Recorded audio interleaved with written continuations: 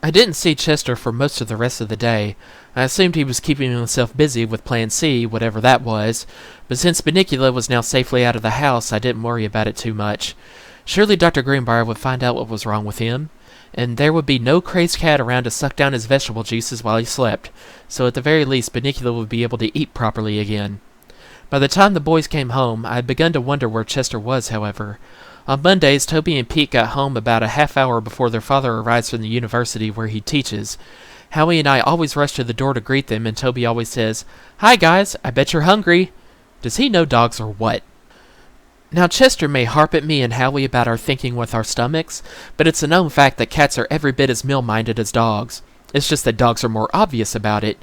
You take one look in our eyes and you know what we're thinking. Feed me, pet me, love me. Even if I did turn your new catcher's mitt into an unrecognizable glob of leather and dog slobber, I'm still your best buddy, right? Cats, on the other hand, like to keep you guessing. They'll rub back and forth against your legs.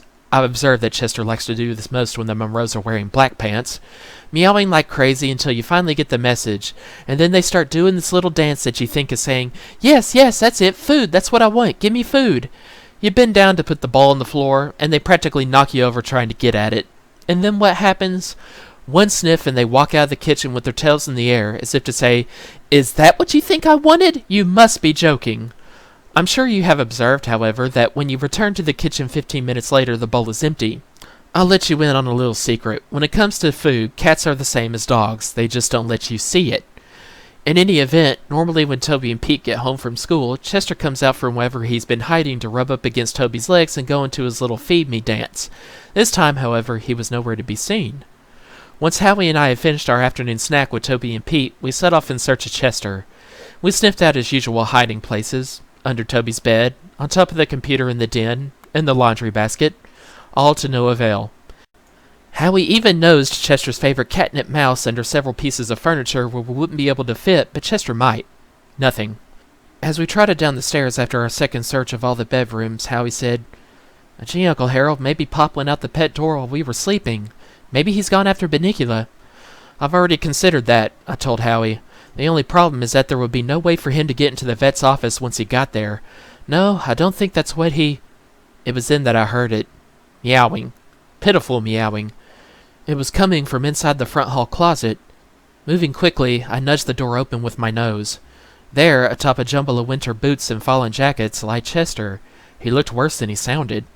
"Chester!" I cried out. "What's wrong?" He responded with a deep-throated, cow-like moan. Alarmed, Howie and I went into a frenzy of barking. Ordinarily, Chester might have told us to put a lid on it, but I noticed he wasn't complaining. I also noticed that he looked a bit like Bunnicula had been looking lately, glassy-eyed, lethargic. Maybe Mr. Monroe had been right. Maybe Bunnicula had a virus of some kind. Maybe Chester had it now. Maybe Howie and I were next. Just as Toby and Pete came running in from the kitchen, the front door swung open and in walked Mr. Monroe. "What's going on?" he asked, dropping his briefcase to the floor.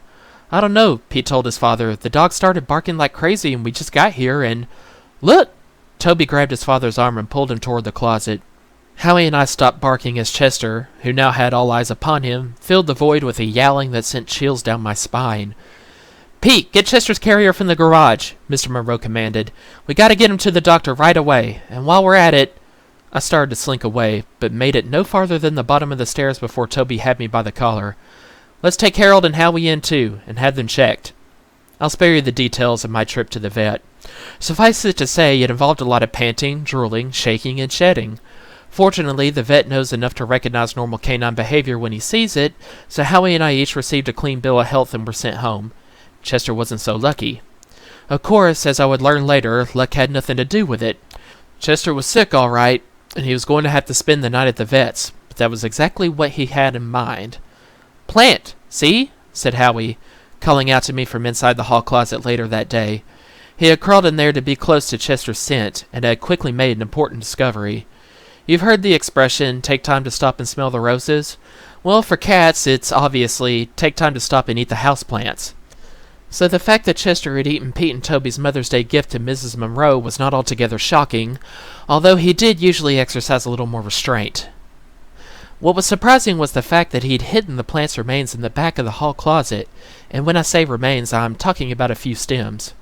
Why had he done it? It didn't take me long to figure it out. Plan C, I said to Howie. That's what I said. Plant. See? No, Howie, this was Chester's plan C. Making himself sick was his way of getting inside the animal hospital. He's gone after Bunnicula. What does this mean? Howie asked. It means, I said, aware that I was about to sound remarkably like Chester, that we have a job to do, Howie. Oh, goody, Howie said. Is it washing the dishes? I love that job.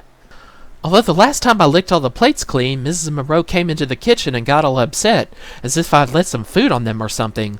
Which I happen to know for a fact I did not. So this time, Howie, I snapped. Now I really felt like Chester. Not that kind of a job. A mission. A duty. We have to catch up with Chester before it's too late. Then let's go, Howie yipped enthusiastically. We can wash the dishes later. Luckily, the Monroes had gone out for the evening, so it was easy to let ourselves out the pet door and be on our way. And although I hadn't thought so earlier, it was also a piece of luck that we'd been to the vet's that day, and I had paid attention, because now I knew how to get there. The only problem was how we were going to break in, and then a third piece of luck fell into place. Howie said something that gave me the answer. Wait a minute, Uncle Harold, he said, coming to a sudden halt after we'd been walking for a few minutes. We're not going back to where that skunk was, are we? No, I said, that was Upper Centerville. We're going in the opposite direction. Good, because that skunk makes me think about counterfeit pennies. You know why? Why? Bad sense. Get it, Uncle Harold? Huh? Do you get it? I chuckled indulgently. Yes, Howie, I said. Very funny. Encouraged, Howie went on. Do you know what the judge said when the skunk walked in? Odor in the court! Odor in the court! Hey, Uncle Harold, what did one skunk say to the other skunk when he bowed his head? Let us spray. I got 1,000,000 of 'em, Uncle Harold. Well, save some for a rainy day, I told Howie, but he went on anyway. I wasn't listening, however, because his mentioning the skunk had brought to mind Bob and Linda, and thinking of Bob and Linda gave me the answer to my problem.